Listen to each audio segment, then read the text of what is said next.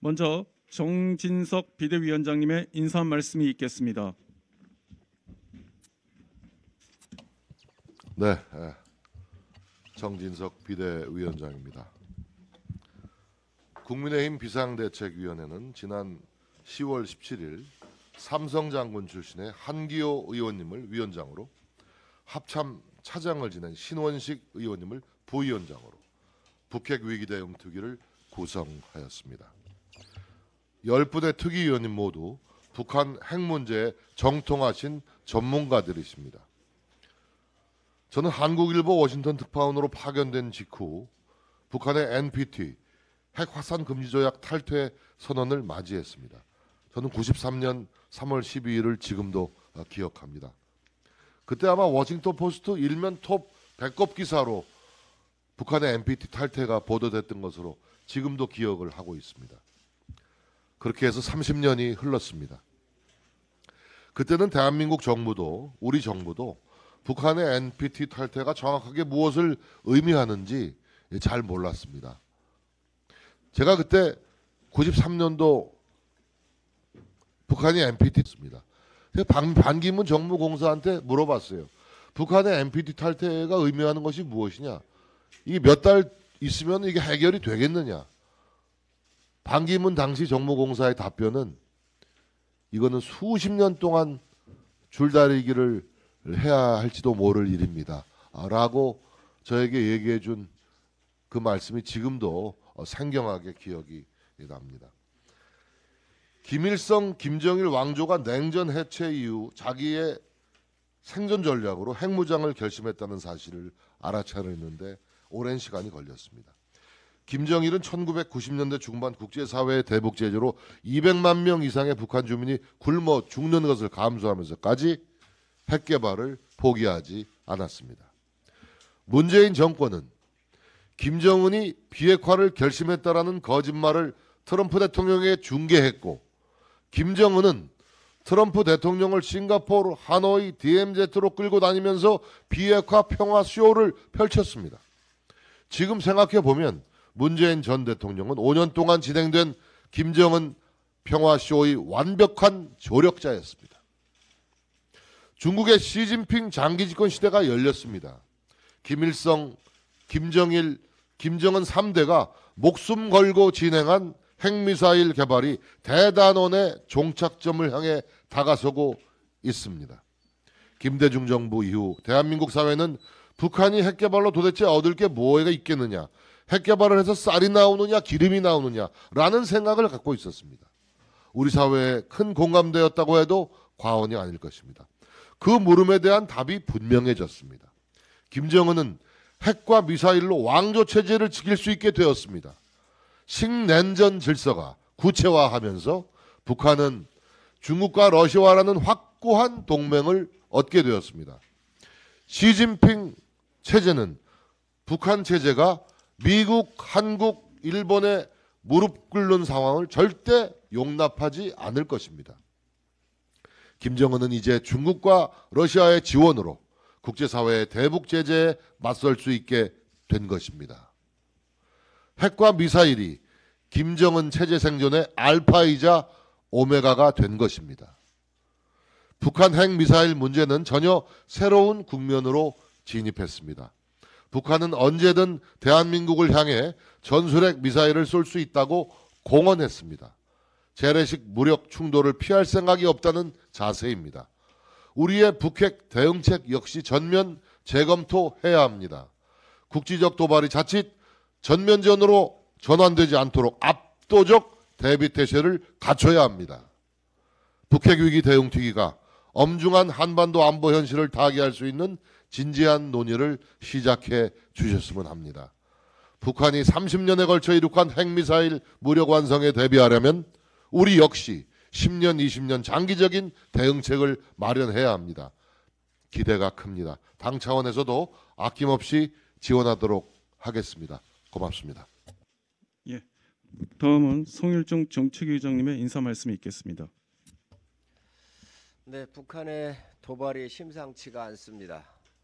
밥 먹듯 9.19 군사 합의를 위반하며 NNL 침범, 군용기 도발, 탄도미사일 발사, 포병 사격 등을 자행을 하고 있습니다. 많은 전문가들이 이 모든 것이 7차 핵실험을 위한 명분 쌓기이며 치밀하게 준비된 계획이라고 분석을 하고 있습니다. 국민의 생명과 안전을 위협하는 북핵 도발이 목전에 와 있습니다. 이것이 문재인 정권이 그토록 신봉한 9.19 군사합의 결과입니다. 민주당은 최근까지도 9.19 합의로 예방 효과가 입증됐고 한반도 평화를 위해 9.19 군사 합의가 지켜져야 한다는 주장을 계속해오고 있습니다. 분명한 것은 문재인 정권의 대북 정책은 실패했고 대한민국은 국민을 지키기 위한 모든 대안을 검토하고 준비를 해야 한다는 것입니다. 가장 중요한 원칙은 윤석열 대통령이 어제 시정연설을 통해 말씀하신 것처럼 한미연합 방위 태세와 한미일 안보협력을 통해 압도적인 역량으로 대북 억지력을 강화하는 것입니다. 국민의힘은 윤석열 정부의 대북 안보 정책 방향에 맞춰 북한 도발에 신속하게 대응을 하고 국민의 안전을 지키기 위한 대비태세를 갖추도록 하겠습니다. 오늘 이 자리에 계신 북핵 위기대응 특별위원회가 북한 도발에 대응하고 국민의 안전을 지키는 데 큰 역할을 해주실 것이라 믿습니다. 정책위도 특위활동을 적극적으로 지원하고 국가 안보를 굳건히 하는데 열심히 지원하도록 하겠습니다. 예, 이어서 김석기 사무총장님의 인사 말씀이 있겠습니다. 저희 당에 여러 TF팀이 있습니다만은 이 북핵 위기 대응 TF팀이 가장 저는 중요한 TF팀이라고 생각을 합니다. 왜냐하면 이 나라를 굳건히 지키고 국민의 생명을 안전하게 지켜주는 것이 가장 중요한 우리 정부의 책임이기 때문에 그렇습니다. 그런데 이번 국정감사를 통해서 놀라운 사실이 밝혀졌습니다. 지난 2019년도부터 육군 사관학교가 교과과정을 개편해서 필수 과목에서 6.25 전쟁사, 군사 전략을 뺐다는 겁니다. 선택적으로 할 수 있도록 했다는 겁니다. 전쟁이 나면 우리의 적과 싸워서 우리 국민을 지켜줘야 될 우리의 전사를 양성하는 육군 사관학교가 6.25 전쟁사를 빼고 필수 과목에서 군사 전략을 뺐다. 만약 이것이 의도적으로 이루어졌다면 이것은 우리의 군 전력을 약화시켜서 우리 국가의 안위를 위협하고 국기를 무너뜨린 이적 행위로 볼 수밖에 없습니다. 여기에 대한 진실은 반드시 밝혀져야 된다고 생각합니다. 저는 이 대한민국을 지키기 위해서 우리가 추진하고 있는 삼축체계의 완성 등 이런 것도 많은 비용이 들더라도 빨리 갖춰야 된다고 생각합니다만은 또 한편은 우리 군의 정신전력이 매우 중요하다고 저는 생각을 합니다. 정신전력이 북한에 우리의 적에 진다면 싸워서 이긴다는 보장이 없습니다. 정신전력을 지금보다 더욱더 굳건히 해서 어떤 경우에도 이길 수 있는 그런 정신력을 갖출 수 있도록 그런 논의도 많이 해주시면 감사하겠습니다. 이상입니다. 예, 다음은 한기호 북핵위기 대응특위위원장님의 인사 말씀 있겠습니다.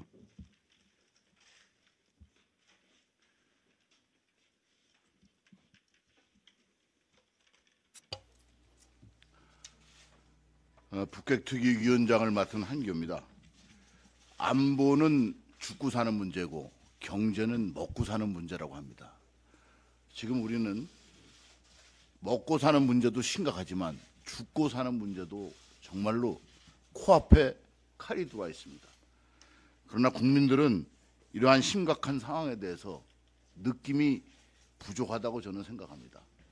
또 우리는 오랫동안 남북이 대치하고 있는 상황 속에서 실제로 북한이 도발하는 것에 대한 무감각해지고 무뎌진 국민성을 가지고 있습니다. 이럴 때 오히려 더 위험한 겁니다. 그런 면에서 지금은 상당히 심각한 상황이라고 생각합니다. 북한이 핵 무력을 법제화하고 연속적으로 미사일을 쏘고 완충구역에다 방사포를 쏘고 야포를 쏘고 있습니다. 이러한 상태에서 우리가 핵무기에 대한 안보 역량을 갖추지 않는다면 결국은 우리의 죽고 선한 문제에 대해서 죽음을 선택할 수도 있다는 것입니다. 특히 9월 9일 북한이 공식적으로 발표한 핵 무력 법제화에는 5가지 조건을 달아놨습니다. 이 5가지 조건을 읽어보면 어떤 상황에도 쏠 수 있다는 이야기로 결론이 이어집니다. 그러면 이러한 상황을 우리가 묵과할 수 있느냐? 따라서 우리는 지금 논의해야 될 부분이 우리가 대비태세를 갖추는 충분한 조건을 가지고 있느냐? 여기에는 2가지가 있습니다. 생존할 수 있느냐? 국민들을 보호할 수 있는 여건이 갖춰졌느냐? 이 부분을 하나 봐야 되고, 2번째는 막을 수 있느냐? 어떻게 막을 것이냐? 이 안에 들어가서는 한미의 공조와 우리의 독자적인 것 2가지를 같이 봐야 됩니다. 이 부분을 중점적으로 저희들이 논의를 해서 정부에 건의하고 또 필요한 부분은 예산을 태우고 이렇게 해서 국민의 생명을 보호하는 역할을 충실히 하는데 일조하고자 합니다. 감사합니다. 예. 이어서 신원식 부위원장님의 인사 말씀이 있겠습니다. 예, 신원식 의원입니다. 비대위원장님께서 말씀하신 1993년 3월 12일 북한이 NPT 탈퇴를 선언한 날이고 지금 한 30년이 지났는데 북한 비핵화는 실패했습니다. 그렇다고 북한을 억제할 수 있는 확실한 카드도 지지 못했습니다. 삼축체계를 한다고는 하지만은 북한의 핵미사일을 쏘면 우리 땅에 한 발도 안 떨어뜨리도록 제거할 수 있는 군사적 수단도 아직도 미흡합니다. 또 떨어지면 우리 민방위 체제 핵전 대비태세 안 돼 있습니다. 하늘에서 날라오는 위협은 비행기, 장사정 포탄 그리고 미사일 볼 수 있는데 아무 위협도 안 되는 항공기 위협에 대비해서 적기 내섭 이런 훈련이나 하고 있습니다. 이 모든 것을 다시 세팅해야 됩니다. 지난 30년간 우리 정치의 문제라고 저는 문제는 정치야라고 생각하는데 시간 때우기, 폭탄 돌리기 그리고 북핵 대비는 종합 처방이 필요한데 한 방이 있다. 신기루 같은 한 방을 정치적 프로파간다를 하면서 국민을 속여서 이제는 더 이상 폭탄을 돌릴 데가 없는 막다른 골목에 처해 있습니다. 저는 벤치마킹 할 것을 하나 갖고 왔는데 미국이 9.11 테러가 2001년 9.11 나고요. 딱 1년 후인 2002년 9월 7일 날 이 블루프린트라고 그럽니다. 이 국가안보 전략하고 홈랜드 시큐리티라는 걸 만들어서 우리 잘 아는 국토안보부도 만들었죠. 각 정보기관을 통합하는 국가정보국장도 만들었죠. 북부사령부도 만들었죠. 각종 2002년 이전에는 워싱턴 DC 이렇게 가시면 그냥 예컨대 공항 같은 데 막 들어가는데 지금 얼마나 시큐리티가 복잡해졌습니까? 다 이때 생긴 겁니다. 그때 미국이 누가 잘못했니, 뭐 총리가 대통령이 책임을 지니 이런 거 안 했습니다. 대비를 위주로 했습니다. 우리는 어떻습니까? 우리가 만약 이런 게 일어났으면 대비책보다 아마 책임 논쟁으로 국회에서부터 날 새는 줄 몰랐을 겁니다. 그래서 우리도 이제 블루프린트 이 계기로 해서 당정이 협의를 해서 국가 차원의 종합대비계획을 세워야 된다. 공전을 거듭하는 북한 비핵화 협상도 다시 세팅을 해야 되고요. 북한의 핵을 억제하기 위해서 확장 억제, 우리 자체적인 능력을 어떻게 더 가다듬을 것인가. 확장 억제 신뢰성을 제고시키기 위해서 뭐 예컨대 최근에 나오는 핵 공유라든지 더 제도적 장치가 없는지 해야 되는 것이고, 그 다음에 북한이 억제가 실패해서 쏘았을 때 확실하게 거부할 수 있는 킬체인과 KMD, 미국과 MD 협력도 일본 수준으로 고도화시켜야 될 것이고요. 그 다음에 그것이 실패해서 떨어졌을 때 핵전 민방위를 어떻게 할 것인가. 이런 여러 가지 과제들을 전문가들이 많이 제시해 주기라고 생각을 합니다. 물론 정부와 협의도 해야 되겠고요. 이를 하기 위해서 법과 제도는 어떻게 바꿀 것인지, 그리고 조직은 어떻게 보강할 것인지, 그리고 예산은 어떻게 바꿀 것인지. 뭐 예를 들면 국방 예산 같은 경우에 지난 30년간 구매력 지수 비교해서 북한에 비해서 3배를 투입을 했습니다. 그런데 왜 30년 전보다 지금 더 북한의 핵 위협에 시달려야 되는 거죠. 그래서 예산도 돈의 문제가, 돈의 크기의 문제가 아니라 방향의 문제다. 저는 그렇게 생각합니다. 이 모든 것을 종합적으로 정리할 수 있는 블루프린트를 이번 기회에 만들었으면 좋겠습니다. 이상입니다.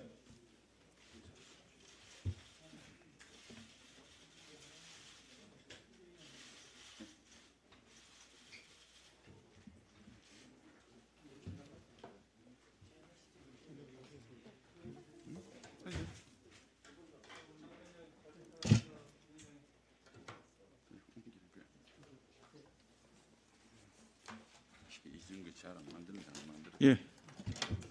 이어서 최영우 위원님의 인사 말씀이 있겠습니다.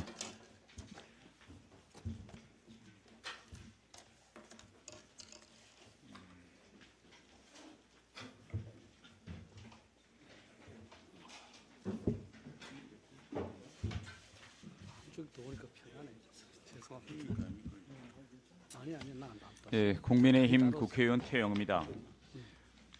북한은 지난 9월 8일 기존 핵 관련 법적 지침인 자의적 핵보유국의 지위를 더욱 공고히 할 때에 대하여를 폐지하고 핵과 관련한 새로운 법적 지침을 발표했습니다. 다시 말하여 북한의 핵 결의가 옥지에서 선제 공격으로 변화하였다는 것을 공식화하였습니다.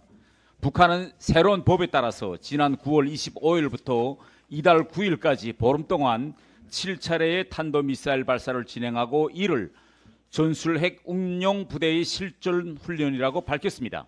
이것은 전방에서 소형 핵무기를 운용할 부대가 이미 실전에 배치됐음을 시사하고 있는 것입니다. 이번 전술핵 운용 부대 실전 훈련 기간 김정은은 핵에 대한 믿음 때문인지 행동이 완전히 달라졌습니다.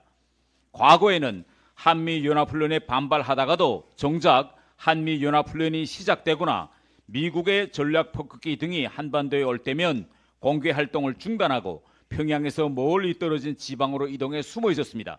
그러나 이번 한미연합훈련 기간 중에는 공개적으로 미사일 발사장들을 찾아다니면서 맞대응을 지휘했습니다. 한국이 실사격 포격 훈련을 하면 북한은 수의 시간 안에 포문을 엽니다. 남북 경계 완충 지역 내 사격을 금지한 남북 간 합의도 깨버렸습니다. 저는 지난주까지 국회 외교통일위원회 위원으로 해외 국감을 다녀왔습니다. 제가 다녀온 유럽에서도 한반도에서와 마찬가지로 푸틴 대통령의 핵무기 선제 사용 위협으로 핵전쟁의 전운이 감돌고 있었습니다. 그러나 유럽 나라들은 푸틴의 핵무기 공갈에 위축된 것이 아니라 나토 핵 공유 전략에 따라 지난 17일부터 핵무기 투발 연습인 스테드 패스트 눈을 벌리고 있습니다. 30개 나토 성공국 중 14개 회원국에서 60여 대의 항공기가 동원되어 있는데 아직도 이 훈련이 진행 중입니다. 이렇게 유럽 나라들은 핵에는 핵으로 대응한다는 공포의 균형 원칙을 세우고 행동으로 옮기고 있었으며 이에 국민들과 여야 정치권 모두가 지지하고 있었습니다. 북한의 핵무력이 종전의 억제에서 선제 공격으로 성격이 변화되고 있는 현실은 우리의 향후 대응 방향도 이와 같은 변화를 고려한 가운데 설정되어야 할 것임을 보여주고 있습니다. 북한이 핵물리력을 동원해 미국 본토를 정밀하게 위협할 수 있게 될 경우 미국의 확장 억제 공약을 약화시킬 수 있는 틈새가 발생할 수 있습니다. 한반도의 긴장이 고조되고 있는 지금 북한의 핵 선제 공격에 대비하기 위한 복수의 구체적인 로드맵을 구성할 필요가 있습니다. 저는 우리가 북한의 핵 인질에서 벗어나 한반도의 평화를 지속시키는 길은 유럽처럼 균형의 공포의 균형을 만드는 길밖에 없다고 생각합니다. 지금 일각에서는 대한민국도 나토식의 핵 공유를 검토해야 한다고는 주장이 나오고 있습니다. 오늘 출범하게 되는 북핵 위기 대응 TF가 이러한 구체적인 복수의 로드맵을 만들어 나가는 데 큰 기여를 하게 되기를 기대합니다. 예. 다음은 박휘락 위원님의 인사 말씀이 있겠습니다. 예. 위원님 다 하시고 마지막으로 장관님 하시는 거죠. 예, 박희락 교수입니다.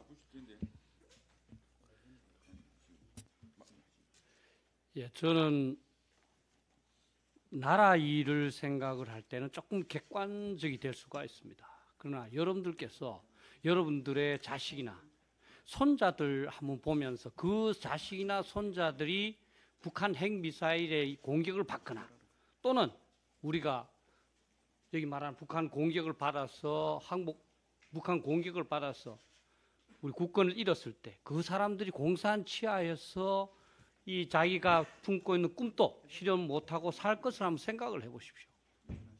그래 되면 현 위기가 얼마나 심각한지 여러분들 알 겁니다. 북한은 아무것도 잃을 게 없습니다. 잃을 게 없는데 핵무기만 100개 정도를 갖고 있습니다. 그리고 미사일로 충분히 언제든지 한국에 쏠 수 있습니다.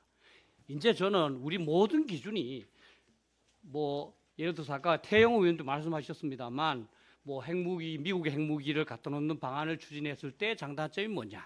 우리가 핵무기를 개발을 추진했을 때 장단점, 이렇게 장단점 비교해서는 안 된다고 생각합니다. 모든 방안의 이 장단점 비교는 우리가 핵 공격을 받았을 때에 비해서 이 방안을 추진했을 때 위험이 더 큰가 안 큰가 이렇게 저는 봐야 된다고 생각을 합니다. 이런 점에서 사실 우리가 반성할 게 굉장히 많습니다. 짧은 뭐 역사를 봐도 우리가 북한이 핵무기를 만들 동안에 계속적으로 뭐 체제 유지다, 쟤네들 협상 카드로 한다 그러면서 시간 보냈습니다. 각자 좀 협상할 때도 누구도 절박하게 나서지 않았습니다. 문재인 정부 5년 동안은 완전히 그냥 북한한테 속아서 헤맸습니다. 근데 먼 역사를 봐도 반성할 게 많습니다.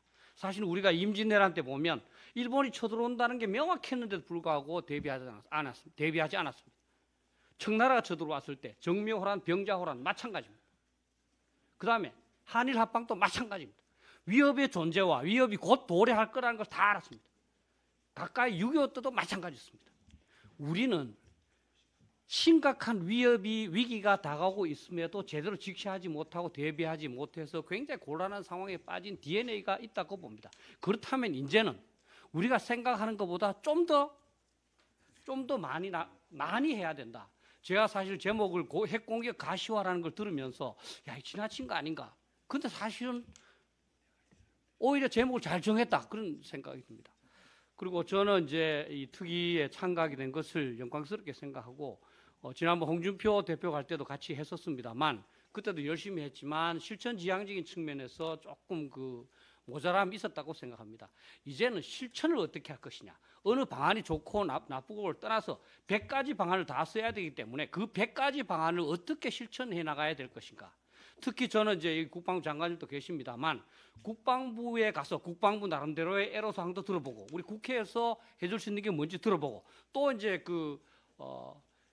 이 행안부에 가서도 또 외교부에 가서도 그렇게 해서 진짜 우리 행정부가 실제 북핵 대비 차원에서 모든 역량을 결집할 수 있도록 그 시멘트 역할을 하는데 이 특위의 활동에 초점이 맞추어져야 되지 않나 이렇게 생각합니다. 이상입니다.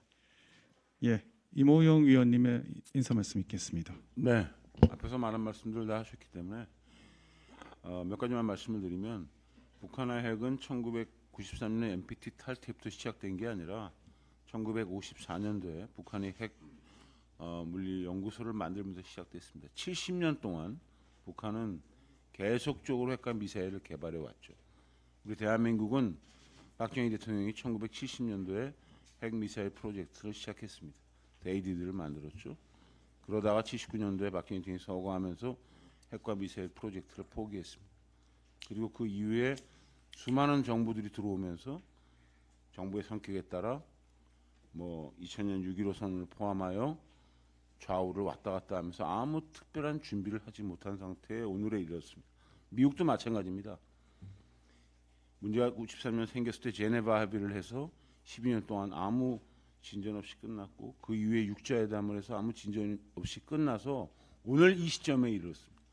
북한은 2017년에 모든 핵무력을 완성했다고 선언을 했고 말씀하신 대로 지난 9월 8일 날은 지난해 9월 8일에 핵을 사용하겠다고 선언을 했죠. 이제 대한민국은 더 이상 갈 곳이 없습니다.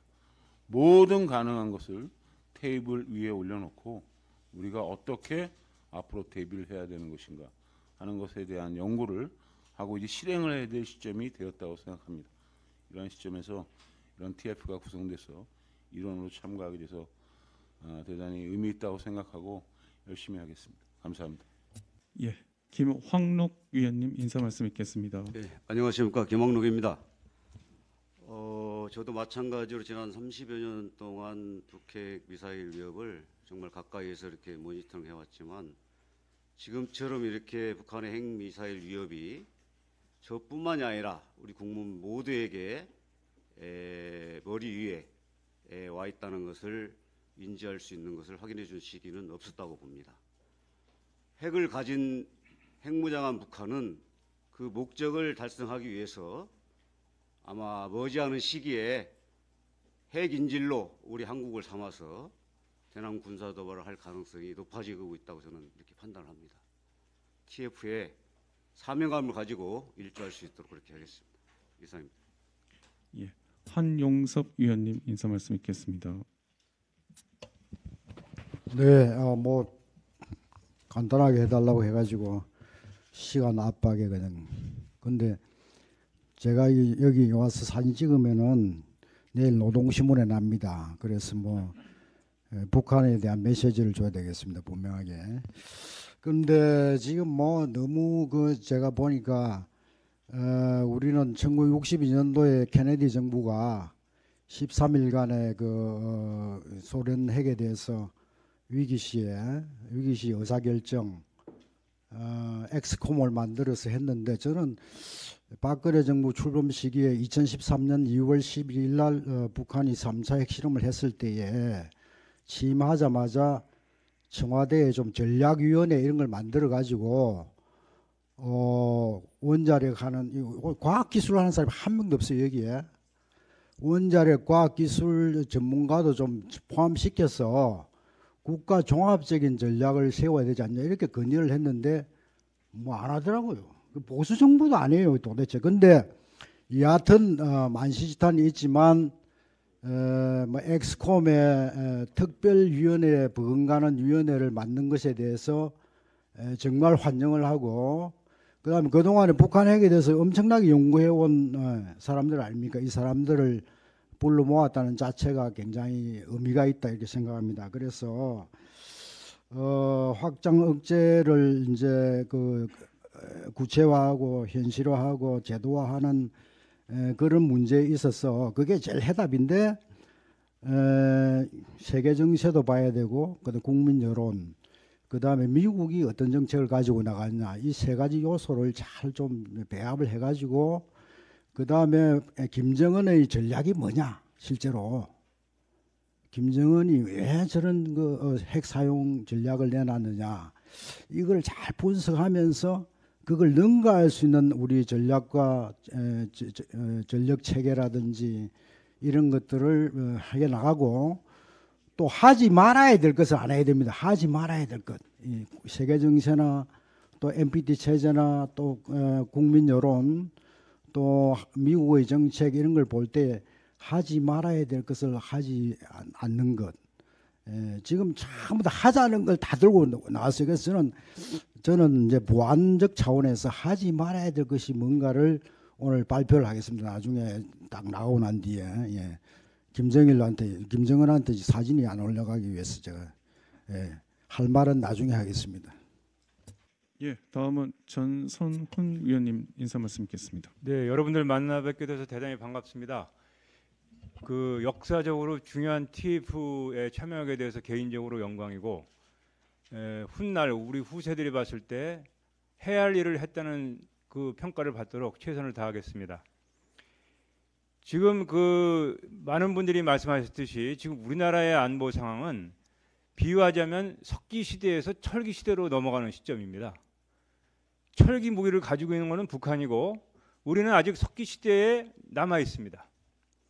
최근 IT를 비교하자면 우리가 메가바이트 시대에 머물러 있는 사이에 북한은 기가바이트, 테라바이트를 넘어서 페타바이트 시대로 넘어가고 있습니다. 이런 상황에서 우리가 어떻게 도약을 해야 할 것인가를 논의하고 좋은 대안을 만들어서 정부에 건의도 하는 것이 저희 TF의 임무라고 생각합니다. 오늘 우리의 많은 분들의 말씀에서 하나의 공감대를 찾을 수 있는 것은 비핵화 외교는 실패했다. 비핵화 외교는 실패했기 때문에 대안을 찾자고 모인 게 저는 이 자리라고 보기 때문에 지금 군의 여러 가지 체제의 변화를 말씀하시지만 저는 역시 외교 역시 환골탈태를 해야 된다. 군과 외교가 다 같이 환골탈태해야지 우리 정부의 올바른 대책이 나오지, 이것은 군에게만 책임을 물을 수 있는 문제도 아니라고 생각합니다. 그리고 여러 가지 대안들이 나오고 있는데 그 모든 대안들이 우리가 어떤 형태로든 핵에 접근하는 대안은 지금 현재 한반도 비핵화 공동선언을 그대로 두고서는 실현 불가능합니다.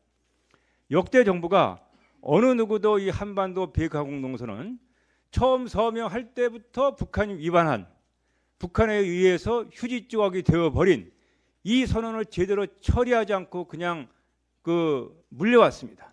이 문제도 현 정부에서는 반드시 해결을 해야 된다.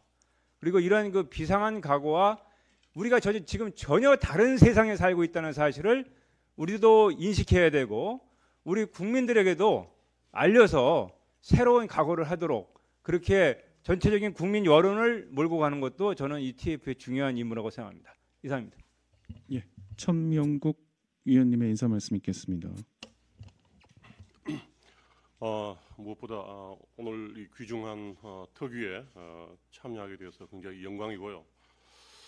북핵 문제가 불거진 지 30년이 훨씬 넘었지만은 아직까지 우리가 제대로 해결하지 못하고 오늘 또 우리가 이런 특위를 다시 또 이렇게 만들어서 이런 문제를 논의하고 있다는 점에 대해서 개인적으로 조금 참담하게 생각을 하고요. 뭐 그 이유는 여러 가지 있지만은 가장 큰 이유는 이 북핵 문제가 미국이 혹은 뭐 국제사회가 해결해주는 문제다. 아니다. 중국이 북한을 적절히 압박하면 해결될 문제다. 뭐 이런 식으로 우리의 문제가 아닌 강대국들이 해결해주는 문제라고 생각하고 우리는 한 발 물러나 있었기 때문에 오늘날 이런 사태가 초래된 것이 아닌가 합니다. 저는 우리 국민들이 우리나라가 북한에 대응할 역량이 잠재 역량이 충분하다고 생각합니다. 우리가 의지를 갖고 역량을 모으면은 정말 앞으로 5년 내에 획기적인 어떤 대응책을 만들어낼 수 있다고 확신합니다. 그걸 위해서 미력 하나마 제 경험과 제 시식을 보태고 싶습니다. 이상입니다. 예, 이정훈 위원님의 인사 말씀 있겠습니다. 네, 이정훈입니다. 몇 달 전까지는 여기 뒤에 계신 기자들처럼 필드에 있었는데 여기 오니까 조금 남다른데요. 상당히 좀 자유롭습니다. 기자로서 할 수 없는 게 너무 많았는데 오늘 몇 가지만 말씀드릴게요. 제가 던지는 주제는 Think the Unthinkable입니다. 생각하지도 못한 거를 생각해봐라. Imagine the unimaginable. 상상하지도 못한 거를 생각해봐라. 만약에 북한이 우리한테 핵미사일을 쐈다고 칩시다. 우리가 전멸했어요. 그 다음에 어떻게 하겠습니까? 그럼 미국이 북한을 핵미사일로 때려주겠죠. 저는 반대할 겁니다. 왜 반대하느냐? 우리는 다 죽었는데 북한이라도 살아서 우리 민족을 이어봐라. 그러다가 한 100년 지나갖고 똑똑한 놈이 나와서 다시 한번 부흥시켜봐라라는 요구를 하기 위해서입니다. 지금 북한 핵에 대해서 여러 가지 생각들을 하시는데, 자, 미국이 과거 소련하고 대립할 때 소련이 핵 무장을 했어요. 미국도 핵 무장을 하고 있는 상태에서. 근데 그 다음 그들이 쓴 수가 뭡니까? 세컨드 스트라이크, 트라이던트 SLBM으로 이격 능력을 갖추면서 밸런스 오브 테러로 밸런스 오브 파워를 해왔습니다. 그리고 오랜 세월이 지나서 INF 조약을 맺었다가 소련하고 동구권을 붕괴시켰습니다. 그러면 우리도 think the unthinkable 하더라도 미국 걸 참고해서 한다면은 나는 이격 능력을 갖추라는 요구를 하고 싶어요. 일격은 지금 현무가 있으니까 가능할 수도 있지만 이격이 뭐냐? 나는 지금 내가 북한의 작전 참모라면은 지금 중국과 미국이 그토록 반발하는 7차 핵실험 안 합니다. 할 것처럼 하다가. 그다음에 북한의 SRBM이나 IRBM을 고각으로 발사해서 일본 열도를 넘기는 게 연습이었고 한반도를 서울을 관통해서 정확히 남북으로 관통해서 공해로 떨어질 거라고 생각합니다. 그 순간에 여기는 패닉에 빠질 거예요. 우리 사드나 팩3, 천궁2는 아무 소용 올라가지 못합니다. 그 자체에 핵탄두만 달면은 사거리만 줄이면 우린 골로 가는 거니까. 이것이 이제 제가 그전에 쓴 책 중에 천안함 정치학 연평도 통일론을 쓴 게 있는데 천안함 얻어 터지고 연평도 맞고 나서도 우리 국방부와 청와대는 아무 짓도 못했습니다. 그러니까 촛불로 무너지는 거지. 근데 다행히 3호 주얼리가 피랍됐을 때 해군 청해부대 UDT가 작전 함으로 해서 그나마 살았어요. 그러니까 저는 북한이 지금 뭘 할 수 있는가에 대해서 think the unthinkable을 해가지고 그들이 할 수 있는 거에 대해서 작전 계획을 만들어 놓으라는 겁니다. 간단하게 말씀드릴게요. 우리 이격 능력이 있습니다. 도산 안창호 하면서 동에서 쏴서 평양을 넘겨서 서해로 떨어지도록 SLBM 쏴버리세요. 쟤네들이 우리한테 쏜 게 삼축 체계대로 한다면 원점을 때려야 되겠지만 원점 못 때립니다. 근데 북한을 가로질러서 한번 쏙 쏘게 되면은 이쪽에서 환호가 일어나면서 무지무지한 아이디어가 나올 겁니다. 그다음에 지금 이 자리에 모신 분들 지금 어제 신문 보셨겠지만은 지금 폴란드에 한국 원전을 수출하려고 하는데 웨스팅하우스를 인수한 브룩필드라고 하는 쉽게 얘기하면 론스타 같은 기업입니다. 우리 외환은행 인수했다가 퇴판 기업. 그런 자산회사가 웨스팅하우스를 먹어가지고 한국에 폴란드에 원전 수출하면 우리 원천 기술이 있으니까 못 들어간다라 그랬고 미국 에너지부 장관은 폴란드 부총리를 만나서 미국산 원전이 들어가겠다고 했습니다. 자, 대한민국이 지금 자체 핵무장을 많이 얘기하시는데 할 수 있다고 보세요? 지금 한미 정상회담, 한중 정상회담 할 때마다 지금 비핵화 선언을 얘기하셨는데 매번 하는 게 한반도 비핵화의 재확인이었습니다. 이거 외교부 계신 분 깰 수 있어요? 그리고 기술적으로 지금 핵무장 할 수 있다고 생각하세요? 지금 원자력 전문가 꼭 불러오셨습니까? 난 그분들 꽤 많이 알아요. 제가 5년 전에 탈핵 비판이라는 책을 내서 문재인 정권이 탈핵 정책 나갔을 때 국힘당 의원들 만나서 이거 좀 하자 그랬을 때 안 움직였습니다. 2020년까지 안 움직이다가 그 이후로부터 친핵으로 돌았습니다. 근데 어쨌든 간에 이러한 그 핵 정책을 하려면은 상당히 많은 걸 준비해야 됩니다. 그리고 이 예산은 어떻게 마련할 거예요? 그래서 이런 것들을 심도 있게 논의하는 자리가 됐으면 좋겠고 그냥 막연하게 구호성으로 하게 되면 이거는 벌써 20년 반복됐습니다. 제가 요구하는 거는 think the unthinkable입니다. 예. 마지막으로 이종석 국방부 장관님의 인사 말씀이 있겠습니다. 예, 국방부 장관입니다. 우리 흔히 군이 우리 안보의 최후의 보루라는 표현을 많이 해왔는데 오늘 사회 보시는 분이 그 점을 다시 한번 분명하게 인식을 시켜주신 것 같습니다. 제가 마지막으로 말씀을 드리겠습니다. 현재 우리 안보 상황이 매우 엄중한데 이 시점에 오늘 북핵위기 대응 특별위원회 첫 번째 회의를 개최하게 된 것은 매우 시의적절하고 또 중요하다고 생각하고 이 시간에 제가 함께 할 수 있어서 뜻깊게 생각을 합니다. 2006년도 북한이 1차 핵실험 했을 때만 하더라도 우리가 설마 북한이 핵능력을 가지겠느냐라고 생각을 했었죠. 근데 이제는 그 위협이 현실적이고 실질적인 위협이 되었습니다. 그래서 오늘 제가 간단하게 기존의 우리 국방부 입장에서 좀 변화된 모습 몇 가지만 간단하게 말씀을 드리겠습니다. 그동안 우리는 북한의 핵실험, 추가 핵실험을 못하게 하거나 또 핵능력 고도화를 억제하는 데 중점을 두고 우리가 대응을 해왔었습니다. 그러나 이제 그러한 전략을 바꿀 때가 되었다고 봅니다. 이제는 사용을 하지 못하도록, 사용을 억제하도록 하는데 모든 노력을 집중해야 될 시점이라고 생각을 합니다.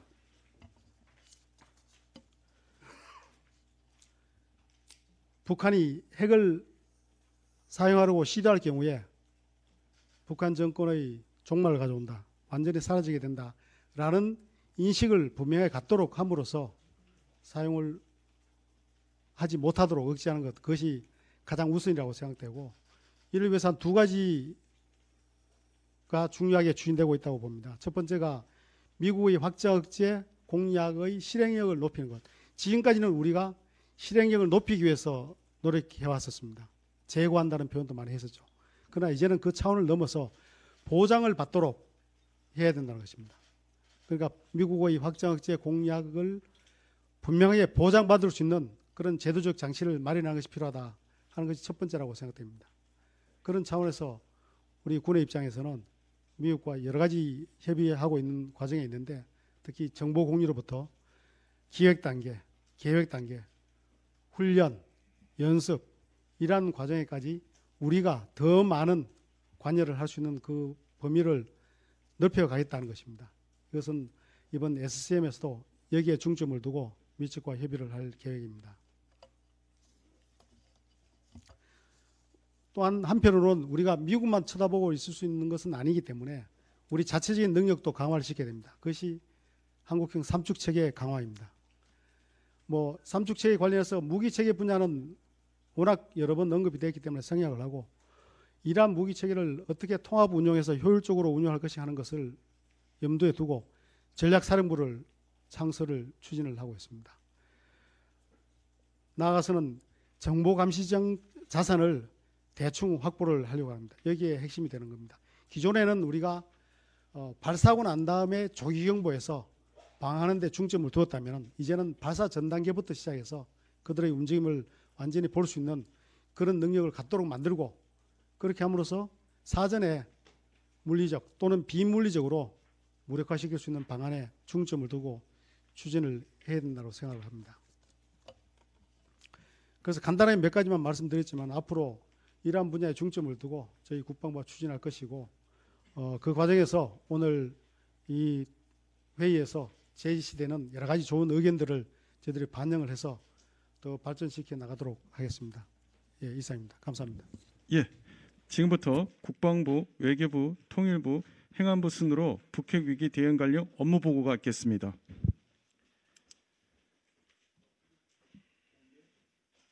예, 공개입니다.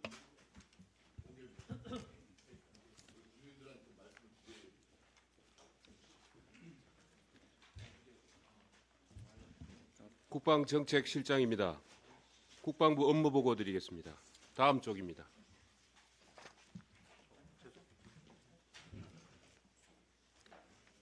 보고드릴 순서는 북핵 위협 평가로부터 결헌순입니다. 1쪽입니다. 북핵 위협 평가입니다. 북한은 현재 상당량의 핵 물질과 더불어 상당 수준의 핵무기 제작 기술을 확보하였으며 최근 들어 신형 SRBM 및 SLBM, ICBM 개발에 집중하고 있습니다. 또한 풍계리 핵실험장 3번 갱도에서 핵실험 준비를 완료하였으며 김정은의 정치적 판단에 따라 단기간 내 핵실험이 가능한 상태입니다. 지난 9월에는 핵정책 법제화를 통해 사실상 핵 보유국 지위를 대내외에 가시하고 핵 불포기 의지 표명과 함께 지속적인 핵능력 강화를 시사하였습니다. 향후에는 핵무기를 전쟁 승리의 수단으로 활용하는 보다 더 공세적인 핵정책을 추구할 것으로 예상됩니다. 이쪽입니다. 다음은 북핵 대응 조직입니다. 국방부는 지난 7월 북한 핵미사일 대응 업무의 체계적 수행을 위해 방위정책관실을 심편하였으며 예하에 북핵 대응 정책과 등 3개 과에서 관련 업무를 수행하고 있습니다. 합참은 북한 핵 WMD 억제와 대응을 위해 2017년부터 핵 WMD 대응 센터를 운영 중이며 2023년에는 전략사령부 창설의 중간 단계로 핵 WMD 대응 본부로 개편할 예정입니다. 또한 점증하는 북핵 위협에 대비하여 2024년을 목표로 우리 군의 전략적 능력을 통합 운영하기 위한 전담 부대로 전략사령부 창설을 추진 중입니다. 3쪽입니다. 다음은 북핵 대응 체계입니다. 우리 군은 미 확장 억제의 실행력을 제고하는 한편 우리 군의 독자적 능력을 강화함으로써 북핵 위협에 대응하는 능력과 태세를 구축해 나가고 있습니다. 한미는 미 확장 억제의 실행력을 제고하기 위해 SCM, EDSCG, DSC 등의 다양한 확장 억제 협의체를 가동하고 북한 핵 미사일 위협 관련 정보를 긴밀하게 공유하고 있습니다. 또한 한반도 상황에 최적화한 한미 맞춤형 억제 전략을 공동으로 기획하였으며 미 확장 억제의 신뢰성과 실효성을 제고하기 위해 한미 확장 억제 수단 운용 연습, 미 전략자산 전개 등을 확대하고 있습니다. 앞으로도 한미 간 긴밀한 공조를 통해 공동 협의, 정보 공유, 공동 기획, 연습 훈련 분야에서 확장 억제 실행력 제고 수준을 심화 발전시켜 나가겠습니다. 4쪽입니다. 우리 군의 독자적 능력으로 북한 핵 미사일 위협 고도화에 집중하면서 공격, 방어, 응징, 보복으로 구분하여 능력과 태세를 획기적으로 강화해 나갈 것입니다. 이를 위해 공격 능력인 킬체인은 북한 전 지역에 대한 감시 정찰과 공세적 타격 능력 및 태세를 강화하고 방어 능력인 KAMD는 복합 다층 미사일 방어 능력 및 태세를 구축하며 응징 보복 능력인 KMPR은 압도적인 고위력과 초정밀 타격 및 특수전 능력을 확충할 예정입니다. 향후에는 삼축 체계 전력의 추가 소요를 결정하고 예산을 확보하여 적기 전력화하고 우리 군의 전략적 능력 통합을 위한 전략사령부 창설을 단계적으로 추진하며 이러한 한국형 삼축 체계 조기 구축을 위한 관계부처 간 협업 체계도 구축해 나가겠습니다. 마지막으로 북핵 대응 예산 분야입니다. 한국형 삼축 체계의 2023년 정부 예산안은 5.3조 원으로 전년 대비 9.4%가 정액되었습니다. 다만 FX 2차 등 6개 사업은 사업 타당성 조사가 기한 내 완료되지 않아 2023년 정부안에는 미반영되었습니다. 향후 재원 확대를 위해 2022년에는 군 정찰위성 등 19건의 신규 소요 및 소요 수정을, 2023년 이후에는 원거리 투사형 장기 체류 UAV 등 57건의 신규 소요 결정을 추진할 예정입니다. 2327 국방 중기 계획에는 93개 사업 39.5조 원을 편성하였습니다. 한국형 삼축 체계 강화의 강력한 추진을 위해 앞서 말씀드린 6개 사업을 포함한 적정 국방 예산이 확보될 수 있도록 의원님들의 적극적인 협조를 부탁드립니다. 6쪽입니다. 결론입니다. 앞으로도 우리 군은 굳건한 한미연합 방위 태세를 근간으로 확고한 군사 대비 태세를 유지하는 가운데 북한의 핵 미사일 위협에 대한 모든 가능성에 대비하여 한미 간 긴밀한 협의를 통해 미 확장 억제 실행력의 강화 방안을 마련하고 우리 군의 능력과 태세를 획기적으로 향상시킴으로써 북한의 어떠한 위협에도 한치의 흔들림 없이 대한민국의 안보와 우리 국민의 생명을 지켜나갈 것입니다. 이상 보고드렸습니다.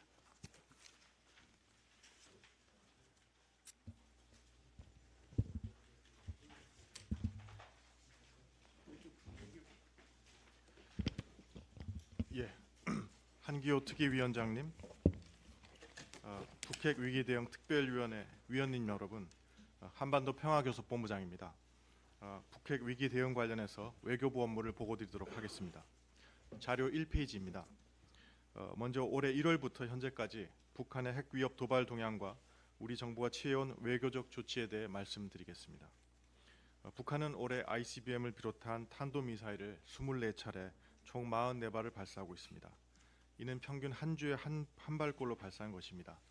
그간 단일 연도 기준 최대 발사였던 2019년 당시 13차례에 걸친 25발 발사를 크게 상회하는 전례가 없는 빈도의 도발이 되겠습니다. 또한 7차 핵실험을 위한 기술적 준비도 마무리하여 정치적 결정에 따라 언제든지 핵실험을 감행할 수 있는 상황입니다. 북한은 지난 9월 8일 최고인민회의를 통해 공세적 핵무력 정책 법령을 채택하였습니다. 핵무기 사용의 문턱을 대폭 낮춘 것입니다. 9월 25일부터는 약 2주간 김정은의 참관 하에 소위 전술핵 운용련 훈련을 실시하는 등 대남 대미 핵 위협 수위를 한층 끌어올렸습니다. 이에 더하여 김정은은 전술핵 운용부대 훈련 참관 계기에 핵 대응 태세 강화 필요성을 직접 강조하고 있습니다. 가까운 신뢰로 핵실험과 ICBM 발사 가능성에 철저히 대비해 나갈 필요가 있겠습니다. 우리 정부는 그간 북한의 도발에 단호히 대응하면서 대화와 외교를 통해 비핵화를 추진한다는 총체적인 접근법을 견지하고 있습니다. 특히 지난 5월 개최된 한미 정상회담에서 양국 정상은 북한의 완전한 비핵화라는 공동의 목표를 재확인하고 북한의 핵 미사일 위협을 최우선 과제로 다루어 나가기로 하였습니다. 우리 정부는 굳건한 한미 동맹을 바탕으로 한미일 3국 간 긴밀한 공조를 강화하고 있습니다. 우리 정상의 나토 정상회의 참석 계기에 약 5년 만에 개최된 한미일 정상회의를 비롯해서 장차관 등 각급에서 한미일 3자 협의를 갖고 3국 간 안보 협력을 강화해 나가고 있습니다. 또한 지난 9월 약 5년 만에 한미 고위급 확장 억제 전략협의체 회의를 개최하였습니다. 회의 결과 발표된 공동 성명을 통해 북한의 어떠한 핵 공격에도 압도적인 대응을 할 것임을 확인하였습니다. 또 기존 확장 억제 요소였던 핵 미사일 방어, 재래식 전력은 물론 사이버 우주 전자전 분야의 진전된 비핵 억제 능력도 활용해 나가기로 하였습니다. 자료 2페이지입니다. 지난 9월 말부터 10월 중순까지 있었던 북한의 연이은 미사일 도발에 대해 우리 정부는 5년 만에 독자 제재 조치를 발표하였습니다. 이러한 독자 제재 발표는 미국과 일본의 독자 제재 발표와 연쇄적으로 이루어졌습니다. 우방 국가 제재 대상을 교차 중첩적으로 지정함으로써 제재 공조를 강화하고 더욱 강력한 제재 효과를 거둘 예정입니다. 북한이 유엔 제재와 코로나로 인해 교육이 대폭 축소되었음에도 핵 미사일 개발을 지속해 나갈 수 있는 데는 사이버 공간을 통한 자금 확보가 주요한 역할을 하고 있습니다. 그래서 지난 8월 한미 간 북한 불법 사이버 활동에 대응하기 위한 실무 그룹을 구성하고 그 첫 회의를 개최한 바 있습니다. 이 회의를 통해 한미 양국은 북한의 해외 IT 노동자 및 가상화폐 해킹 등을 통한 핵 미사일 개발 자금을 차단하기 위한 구체 대응 방안을 협의하고 실행해 나가고 있습니다. 한편 우리 정부는 북한에 대해 대화의 문을 열어두고 북한의 도발 중단과 비핵화 대화 복귀를 위한 외교적 노력도 기울여 나가고 있습니다. 윤석열 대통령께서 제시한 담대한 구상에는 지금 이 순간에도 적용되는 북한의 핵 위협을 억제하고 핵 개발을 단념시키며 대화와 외교를 통해 비핵화를 추진한다는 총체적인 접근법이 담겨 있습니다. 또한 북한의 신속한 비핵화 과정 가운데 제공될 정치, 경제, 군사 분야의 다양한 상응 조치도 마련되어 있습니다. 북한이 진정성을 갖고 비핵화 협상에 임할 경우 한반도 자원 식량 교환 프로그램 등을 비롯한 과감한 초기 조치도 포함되어 있습니다. 담대한 구상에 대해서는 주요국들이 지지하고 있음은 물론 이를 통해 북핵 문제 평화적 해결이라는 우리의 의지를 각인시켜 나가고 있습니다. 이는 국제사회가 대화를 거부하면서 각종 도발에 나서고 있는 북한에 대해 단호하고 단합된 대응을 해나가는 데도 기여하고 있습니다.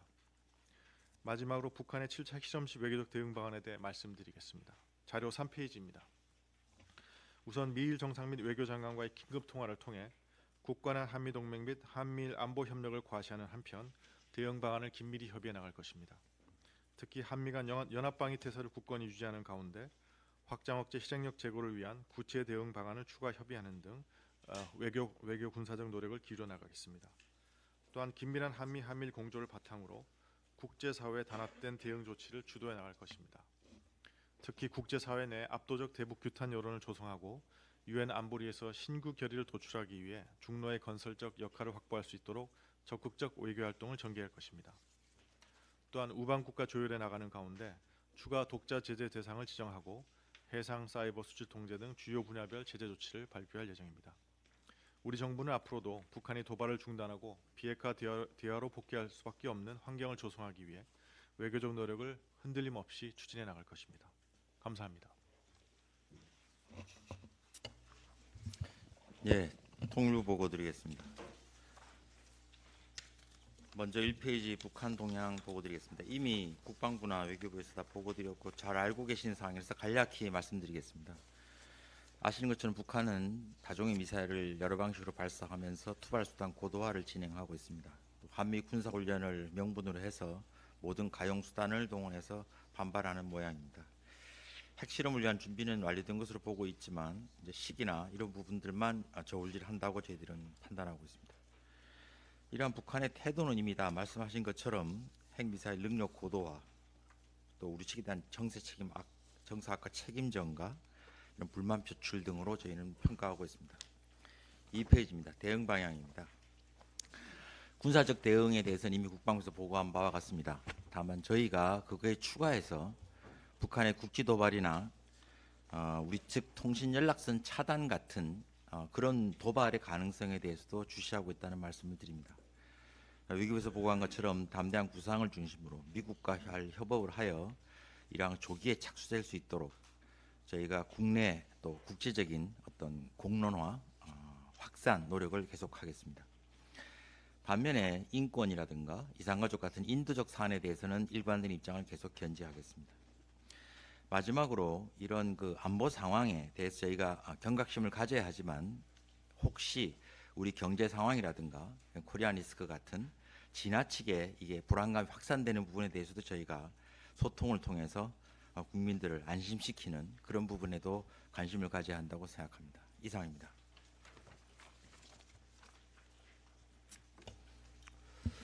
예, 행안부 재난안전본부장입니다. 북핵 위기 대응 추진 방안에 대해서 보고드리겠습니다.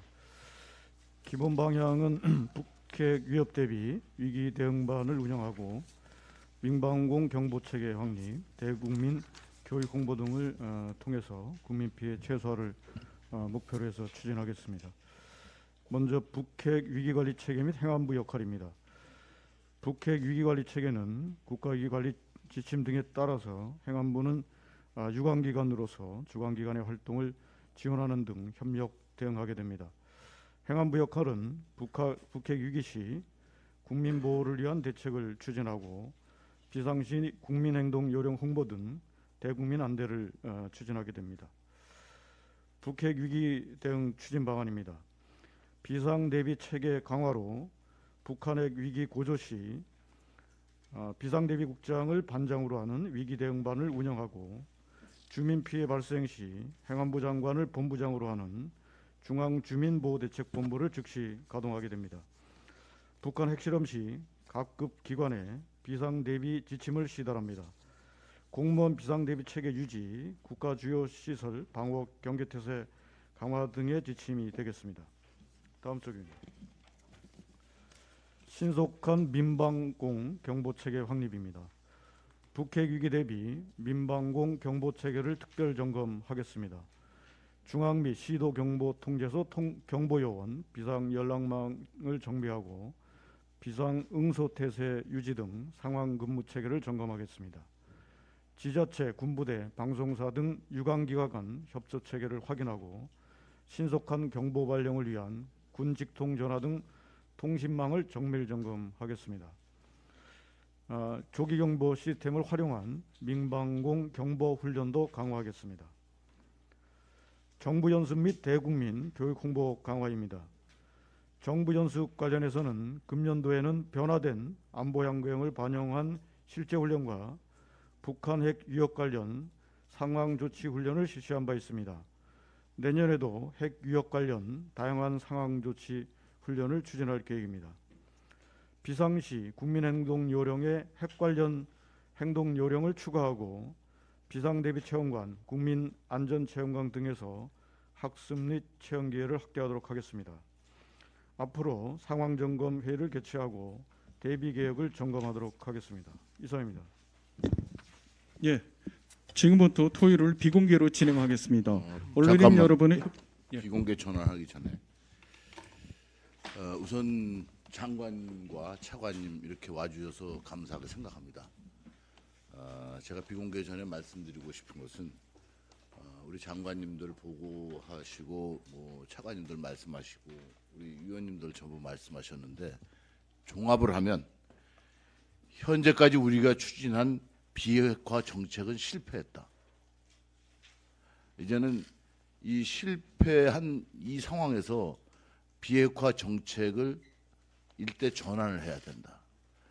이렇게 종합을 할 수 있겠고 또 이제 오늘 보고하신 것 중에 우선 제일 국방부는 발빠르게 지금 조직을 재정비하고 위기의 상황에 대응하려고 준비를 하고 이제 계시는데 통일부 보고하신 것 중에 국민의 불안에 대한 우려를 말씀하셨는데 우리는 맨날 국민의 불안을 우려해가지고 아무것도 나가지 못하지 않느냐 이렇게 생각을 합니다.